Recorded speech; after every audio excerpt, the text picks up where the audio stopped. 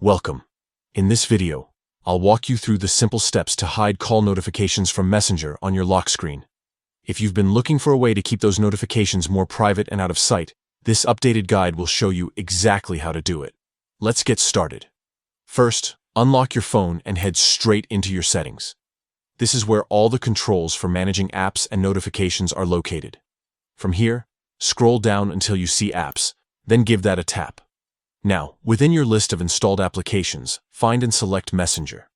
This is where you'll be able to manage all of Messenger's individual notification settings. Tap on Notifications to open up the available options. Inside Notifications, you'll notice a section called Notification Categories. This is very important because it separates different types of alerts, making it easy for you to control them individually. Go ahead and tap on Notification Categories to expand the options. Here, you'll see different types of notifications that Messenger can send. Look for the one labeled Calls. This specifically controls call alerts, both voice and video. Once you've tapped on Calls, you'll see more settings tied to how those notifications appear. Now it's time to adjust the lock screen visibility. Tap on Lock Screen, and you'll be presented with a few choices.